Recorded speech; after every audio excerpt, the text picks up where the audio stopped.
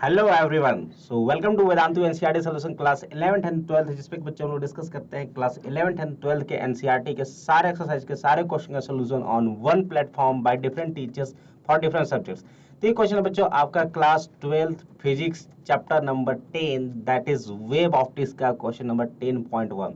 Question देखिए कह रहा है बच्चों की a monochromatic light of wavelength 589 nanometre is incident from air on a water surface. What are the wavelength frequency and speed. अपने को देखो लैम्डा पूछ रखा है, फ्रीक्वेंसी एफ पूछ रखा है और स्पीड पूछ रखा है लाइट का, जब वो रिफ्लेक्टेड होता है लाइट और जब वो रिफ्रैक्टेड होता है। और अपने को रिफ्रैक्टिव इंडेक्स दे रखा है वाटर का कितना है 1.33। तो भाई देखो कुछ केस इस टाइप का बन रहा है। अपने पास ये वाटर नीचे रखा हुआ है, बिल्कुल समझ लो,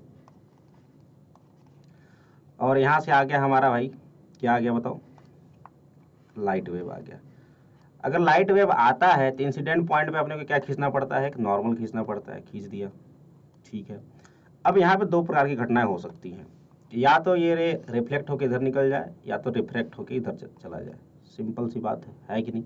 अब देखो अगर ये लाइट रिफ्लेक्ट होकर के जाती है यानी कि ये सेम मीडियम में रहने वाली है। ऊपर देखो तुमको बोल रखा है एयर है और नीचे बोल रखा है तुमको वाटर है।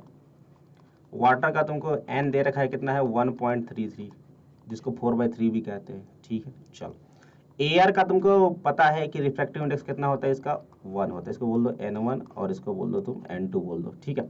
चलो तो कह रहा है कि रिफ्लेक्टेड जो रे होगा भाई उसका लैम्डा बताओ, फ्रीक्वेंसी बताओ और स्पीड बताओ। तो भाई रिफ्लेक्टेड जो रे है क्या रिफ्लेक्ट होने के बाद सेम मीडियम में वापस चला जाएगा? सर बिल्कुल सही बात है, सेम मीडियम में वापस चला जाएगा। तो अपने को एक बात बताओ, सेम मीडियम में अगर वापस जाएगा तो क्या उसकी स्पीड में कोई चेंज होगी? नहीं सर, स्पीड में चेंज तभी होती है जब मीडियम चेंज होता है। यानी कि पहले वाले केस में अगर तुमसे बोला जाए कि जो स्पीड होने वाली है वो 3 × 10⁸ मीटर पर सेकेंड रहने वाली है, जो कि light of speed of light के बराबर होती है। क्लियर है? चलो उसके बाद अगर तुमसे बात किया जाए बच्चों की, देखो क्या रहा है कि अपने को वेवलेंथ दे दिया है। वेवलेंथ देखो दे दिया कितना 589 नैनोमीटर यानी 10⁻⁹ मीटर, राइट। अगर तुमसे फ्रीक्वेंसी पूछा तो क्या फॉर्मूला लगाओगे सर? स्पीड या स्पीड को सी बोल दो या वी बोल दो, इज इक्वल टू क्या होता है बच्चों फ्रीक्वेंसी इंटू लैम्डा। तो फ्रीक्वेंसी क्या हो जाएगा सर? फ्रीक्वेंसी हो जाएगा सी अपॉन में लैम्डा। सी हो गया बच्चों 3 × 10⁸ और अपने पास लैम्डा कितना बच्चों 589 × 10⁻⁹ मीटर, राइट।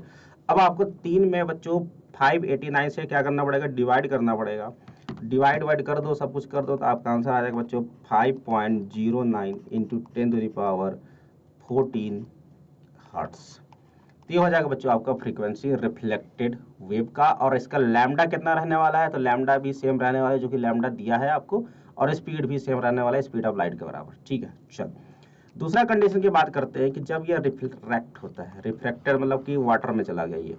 अब जैसे ही वाटर में चला गया, वाटर के लिए आप सभी को म्यू या फिर एन दे रखा है बच्चों कितना 4/3, है ना, ठीक है। तो यहाँ से स्पीड क्या हो जाएगा बच्चों? सी अपॉन में म्यू होता है, क्या सभी को पता है? सर बिल्कुल सही बात है, ये हो जाएगा 3 × 10⁸ और म्यू की वैल्यू हो गई बच्चों 4/3, राइट।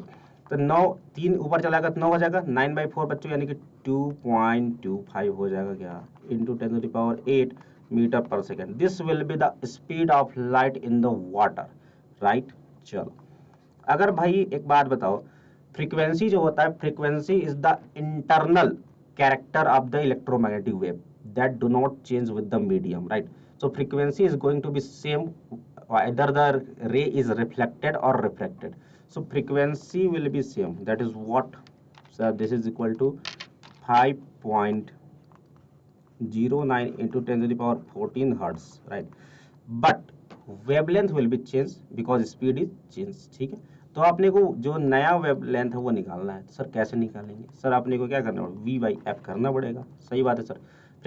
स्पीड आ गया अपने पास 2.25 इंटू 10⁸ और अपने पास फ्रीक्वेंसी हो गया बच्चों 5.09 इंटू 10⁻14 हर्ट्स।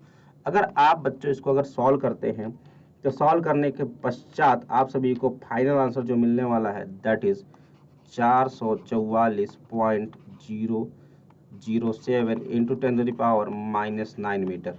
या फिर अगर आप इसको बच्चों नैनोमीटर में लिखना चाहें तो you can write it directly 44 nanometer approximately, right. Clear है क्या सभी के बाद? ठीक है। और आपका फ्रीक्वेंसी कितना हो जाएगा, frequency will be the same and speed of light we have calculate, है ना, ये सेम सेकेंड पार्ट का ही है बात।